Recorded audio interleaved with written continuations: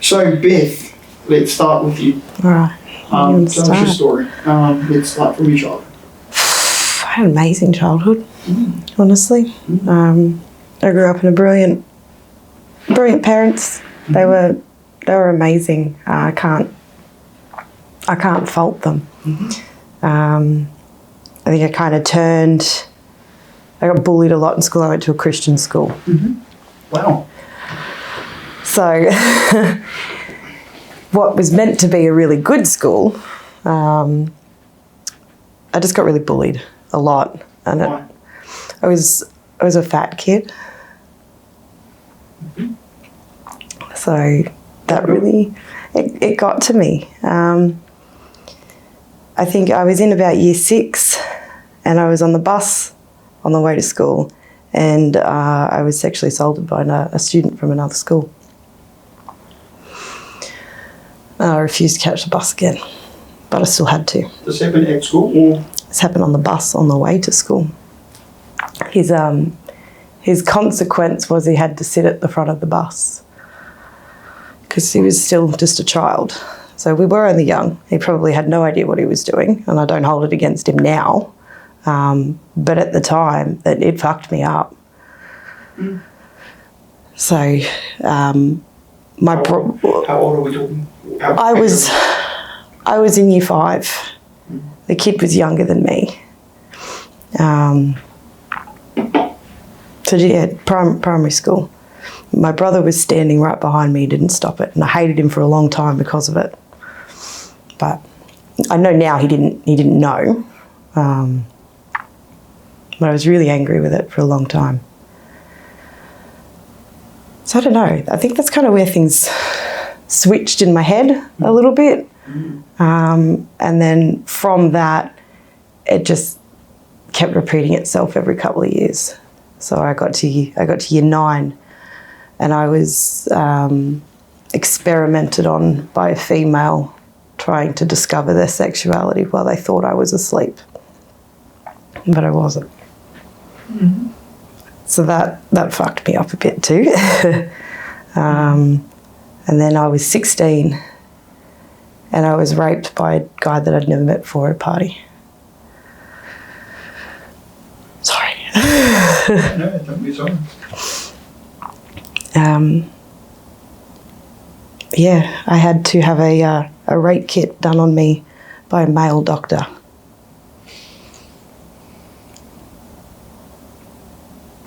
I don't know. I don't know how they do that. I was still a minor. I was 17. I was 16, 17 a couple of weeks later. But it did go to court. The case went for 4 days, but they found him not guilty. So I'm not mad at the outcome. I think for me, that kind of case and for that long would have been enough to scare the crap out of him to not do it to someone else, at least I hope.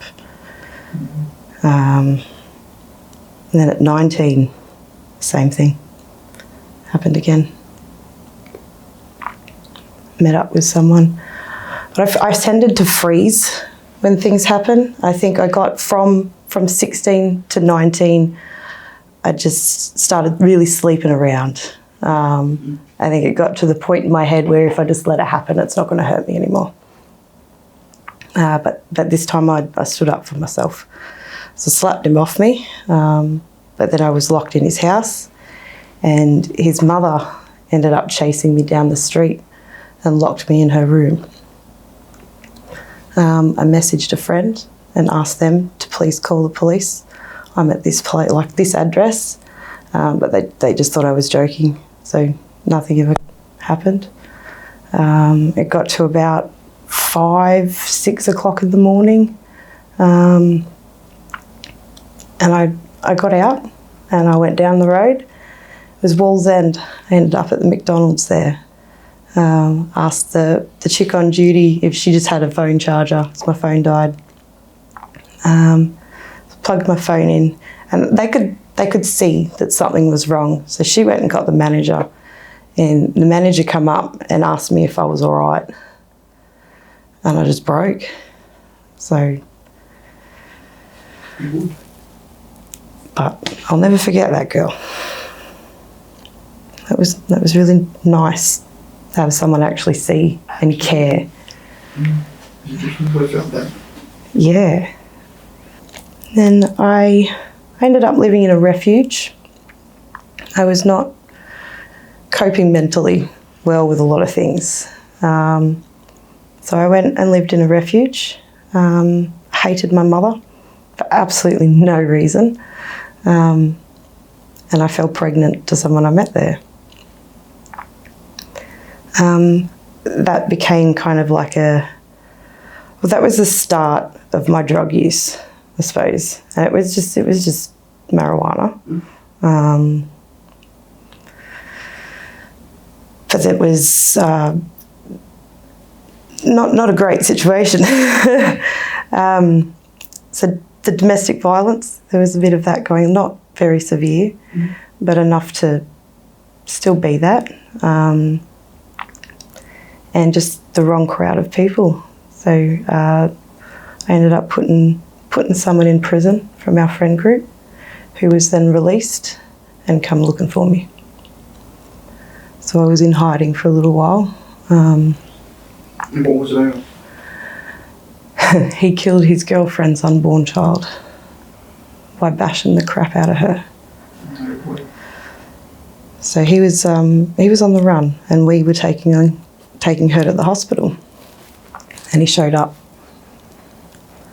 She asked him to come, but I dobbed him in. So I told the police, there's a warrant for this guy, this is where he is, come get him. So I spoke to some of the nurses at the hospital, so they pulled her into a room for triage, and they come and got him so she didn't have to see it. But yeah, he did a little bit of time, and then I just was scared after that. Oh yeah. I was pregnant with my daughter. So I gave birth to her. Everyone told me all through my pregnancy, you're never going to do it. You're going to be a terrible mother. You can't do it. 17, for goodness sake. You're the daughter of, the senior pastor of the church's PA, and my dad was an elder. And I wanted to prove them wrong, and I really, really wanted to.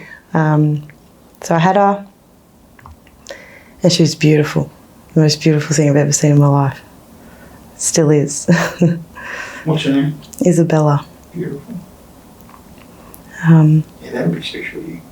She's gorgeous. She's going to be violet until the day she was born, but she just didn't look like a violet, so I changed it.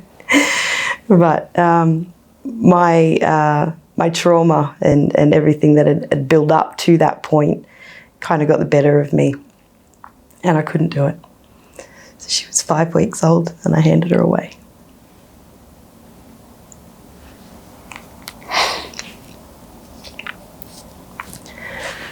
Sorry. Why couldn't you do it? Because she deserved to live a life that I couldn't give her. Absolutely. She deserved the world. Absolutely.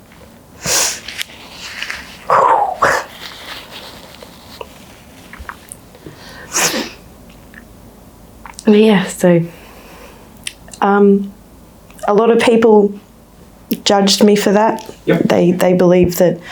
You were a copy. Yeah. So I got I lost custody of my daughter because I was a drug addict. But I turned to drugs after I gave her up because I couldn't do it. And they were right. So I went to drugs. I got into ice. I smoked that I was never not high. Ever. I was an alcoholic. I would never go home. I couldn't bear looking at my baby. I didn't want her to see me like that. So I just stayed away. So I never got that bond with her. And then I met my partner. and things were really good. So he introduced me to his parents, who were both way too far gone on drugs, 20 years of ice. And he basically said to me, "This is what's going to happen to you if you don't stop." So I did. I got off it, and fell pregnant with our son. I haven't touched ice since. But then things kind of just, the more we went into our relationship, the harder things became, and the more I realised who he was. And it wasn't who I thought he was going to be. So he went to prison for a long time. So when I met him, he'd just done 4 years. For him, it went the opposite way. So it really, he was institutionalised, but I didn't know that at the time. No. But we had our son. We moved to Brisbane, and things got really bad between us. I fell pregnant with our second son. I was 20 weeks through it, and he belted me. What? Because I didn't want to have a glass of water that he was offering me. So we had we were always fighting. He cheated a lot. I can't count. Things just got really, really bad. So I was, I don't even know how to describe it. It was very toxic. Yeah, absolutely. He had this anger that would just, it was like a look in his eye. It was gone. Yep. He couldn't, it wasn't him. But anyway, he had to do a domestic violence course. Yep. And he finished that and was very apologetic and got the certificate and was so proud. And that night he did it again. And I couldn't understand why. I don't know what I did. I didn't get it, but it's just this constant verbal and emotional and physical abuse, and it really, really fucked with my head to the point where I started to believe that I was the problem. I was 120 kilos. You're fat, you're ugly, this, you're that. No one will ever love you but me. I believed it. He had an affair and ended up having a baby with this woman. Two separate women. And I couldn't cope with it anymore.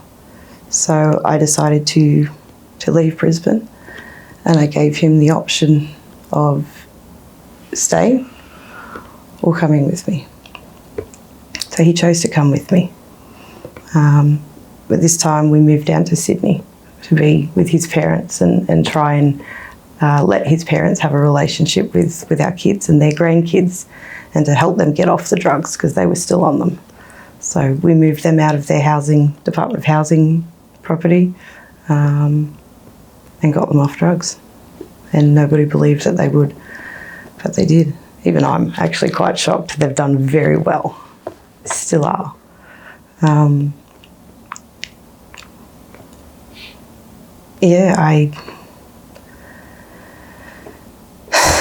Things started getting bad again at that point. So I went back to marijuana. That was a big thing. I smoked that for probably, my youngest is nearly 6, he was 1. And I started that again, but quite a lot of it. We had another fight that got quite physical, and and he ended up going to prison for 2 years over it. They charged him with assault occasioning actual bodily harm. Yep. He threatened to put me in the boot, Yep. which he is quite capable of doing. My daughter threatened that. Overdose us all on drugs, force it down our throats.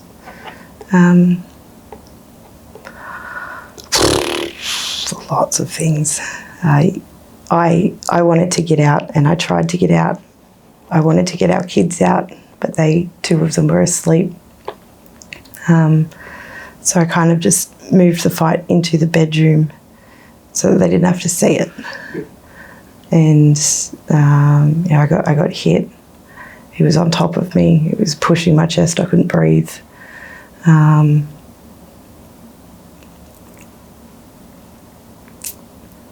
don't know. It was just, I don't have a lot of memory of it.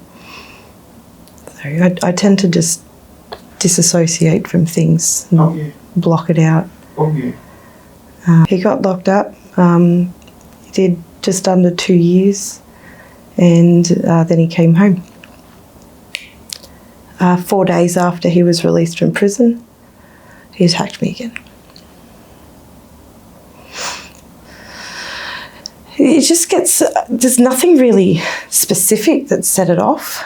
It was just me. So he would treat everyone else amazingly, and anyone that would talk down to me or anything, he would be the first to stick up for me, honestly. But it was like nobody could hurt me except for him. That was his job. But it was just constant manipulation, and everything was my fault, and I was the controlling one, and I was this and I was that. And it just, I don't know, my head just went everywhere. I'd cop, like it got to the point where I would happily cop a punch over all the mental stuff that was there, because the physical pain for me was like, that'll heal. My brain hasn't. I was diagnosed with major depressive disorder, borderline personality disorder, combined ADHD, complex PTSD, and trauma-induced bipolar. So they don't believe I was born with it, but I didn't know that was a thing. Apparently it is. But I just, I get delusional, and I don't see things for what they are anymore. I started to get in trouble with the law myself. My first offence was assaulting 2 police officers. There is footage of how it happened, but that's not how I remember it. And then my second offence was the same thing, assault police. A female officer grabbed my breast, and that took me straight back to when that chick tried with me. And I was gone. I was not me. So I was charged with assault again. But it's like everything that they put down in those statements and the fact sheets and everything, that is not how I remember it at all. And then they show me the footage. I have no memory of it at all. And it's crazy how much something like, for me, it feels like something so small, like all these years of just, manipulation and all that stuff. It just seems like such a small thing, but the impact that actually had on my brain, it's crazy. It's like you said, you've obviously done something you didn't even know you did. I didn't think I was capable. No. Honestly, I grew up as a good little Christian girl. And I just got turned into like a monster. It was crazy. the things that I saw in that footage, that wasn't me at all, and I don't remember it. We all kind of like deal with things differently, I suppose. I think I bottled everything up for so long. I never said a word, I never made a statement, I never did anything. And it took a toll on my head. So now with this bipolar diagnosis, I'm on a trial of a lot of different medications, a lot of antipsychotics, mood stabilizers, all these things, which have kind of confused me a little bit more and making me into a different person again, because there's ones that'll make me very angry, and then others where I'm just a zombie and I'm emotionless, and that's not who I want to be. I miss who I was, and I hate that it does that to me. But at the same time, you have to kind of control the episodes of like mania and things, because every time you're in one of those episodes, it causes physical brain damage. So a lot of people get hospitalised because of that. So it kind of stuffed me up again more, because now I'm getting all this new information and all this mental stuff. So it's like, okay, so every time I feel happy, my brain's dying. And I still can't comprehend that concept, because I want to be happy. That's who I used to always be. Yeah. It just baffles me with how things work. But I've been slowly getting there. That's good. I'm quite addicted to stimulants. They mellow me out with the ADHD. Balance. Yeah, I like that balance. But it's not a good habit to have at all. But I can't function properly without medication anymore. And that, again, just hurts my brain, because I want to be normal. But I don't know. It's weird. It's like I've always just tried to swap one addiction with another my whole life. So I feel better, I've stopped doing this, but then I'd find something else and then I feel good. Well, it's okay, because I'm not doing crack anymore. But it's just as bad. Yeah. And it only lasts so long before it's not enough anymore. Yeah. And then you'll find something else. Yeah. And it's just been a constant cycle. And it's still a work in progress. Absolutely. I think it always will be. I'm quite happy to admit I'll always be a drug addict. Yeah. If someone was to offer me a pipe, I wouldn't say no. So I do my best, and I have successfully so far. Just avoided people in scenarios where that could even happen. But yeah, I think the mental load of everything, plus 3 kids, with all 3 of them are on the spectrum. They've all got disabilities of their own. My youngest son is very, very violent, very aggressive. He's his father. But he doesn't hide it, but he's just too young to comprehend what he's doing. What's going on at the moment? Yeah. So they've all been, what's the word?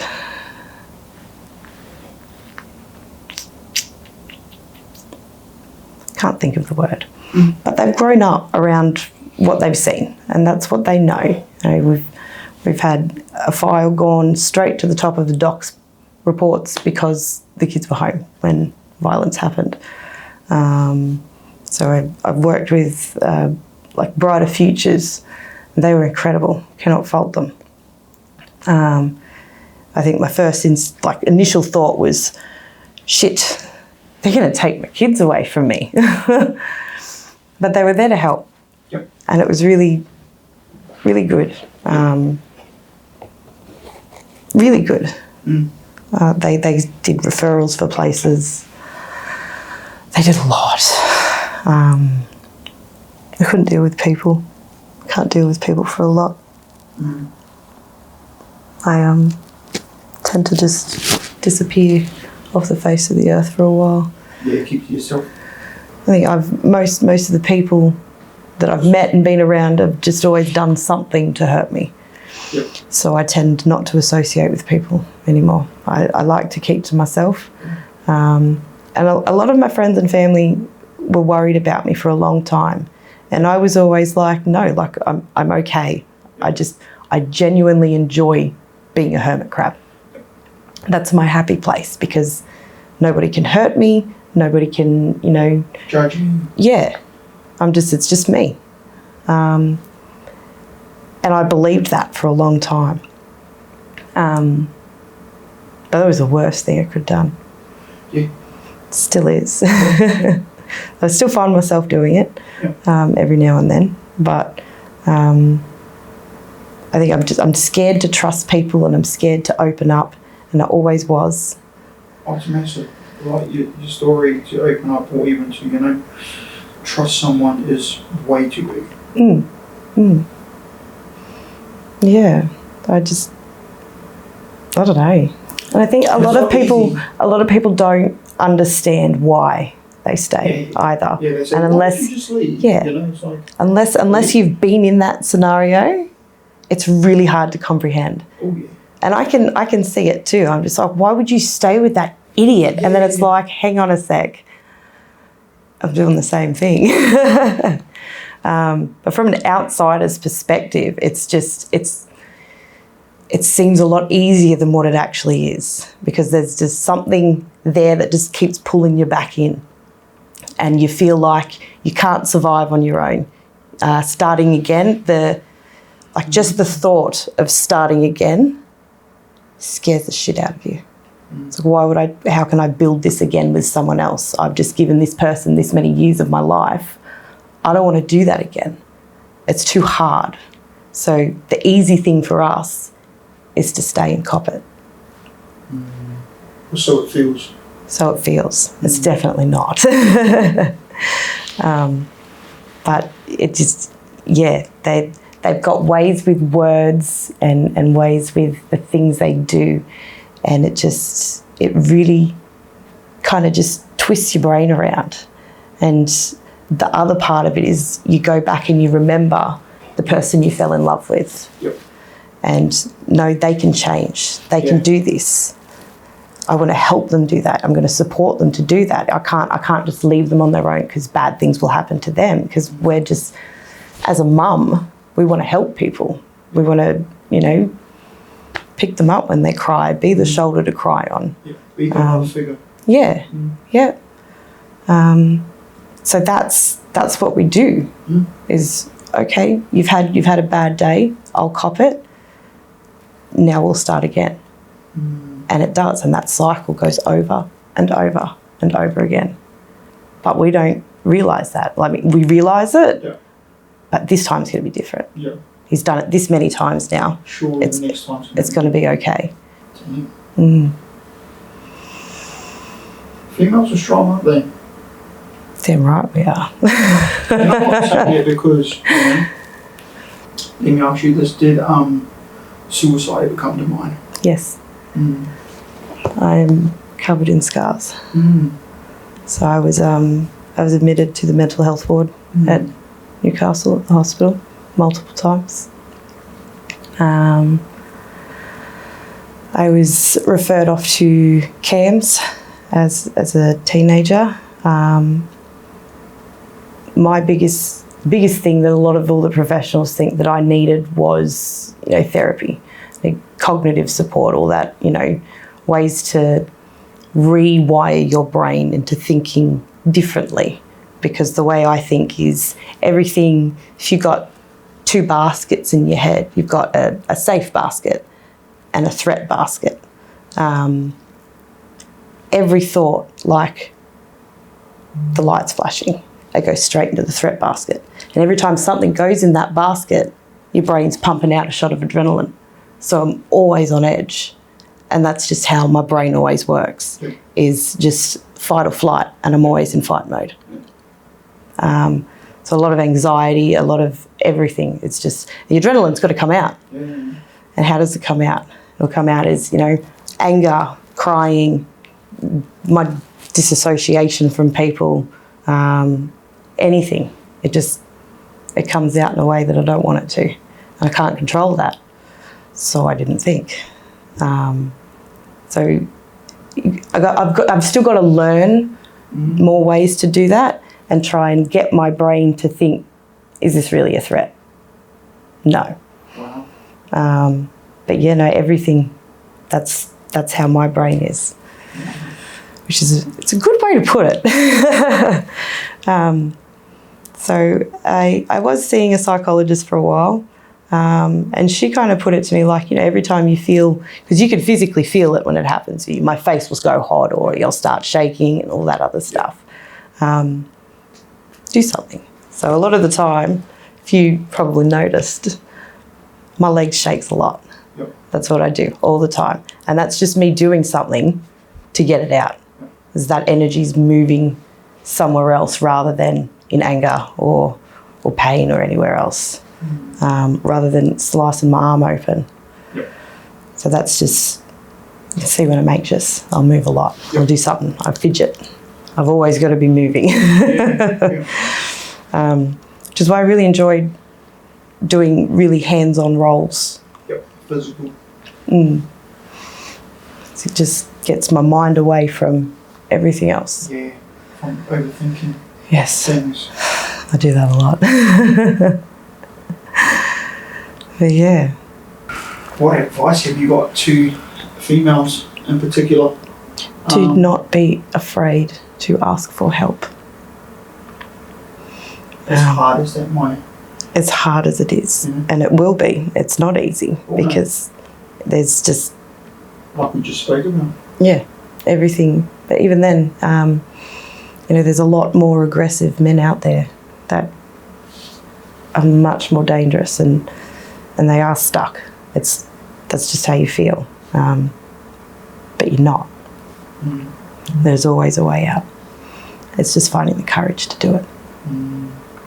You're not alone either. I always thought I was alone. Yeah. And I never did anything about it. But I'm not, and I never was.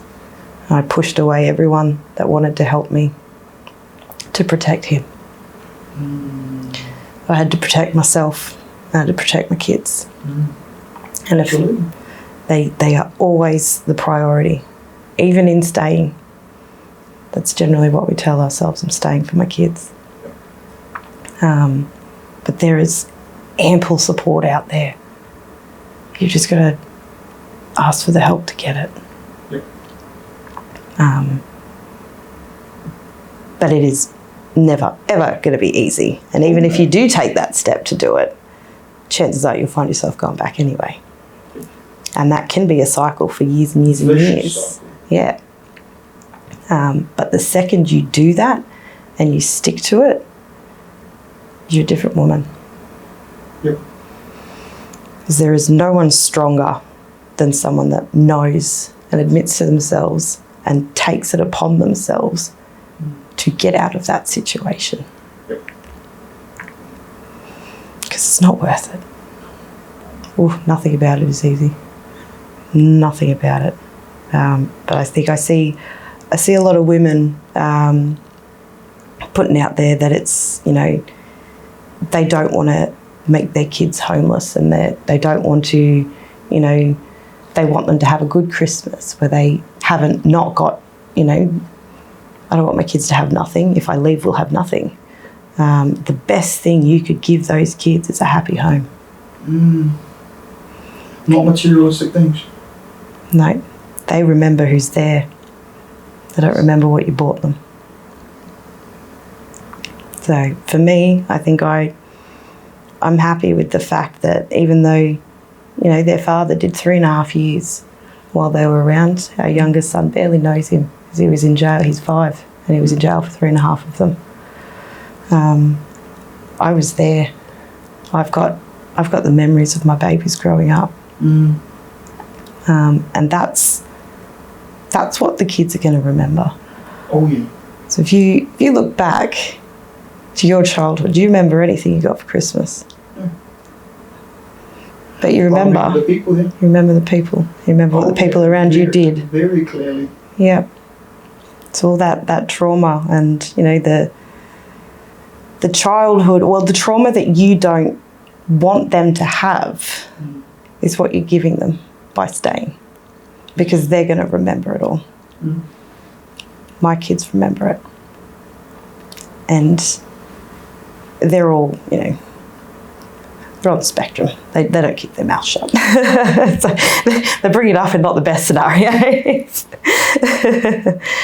But none of them could tell me what they got for Christmas last year. That was barely a year ago. But they can tell me what happened 3 years ago between Mum and Dad, because that's stuck there. It is traumatising. We remember our childhood trauma. Oh yeah. So do they. Right. And so what are you doing with life nowadays to get you through?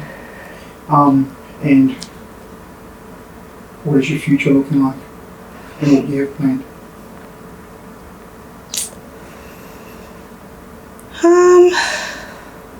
I'm back at work full time. How's that? How's it joining the workforce, coming from a situation like that? It is. Knowing that no one knows the story. It is amazing, honestly. It's incredible. It's a good feeling. You feel like a whole other world. Yeah. And all those, you'll never achieve anything, you can't do it, you can't do this. Look what I'm doing. I'm driving big machines and I'm a little blonde.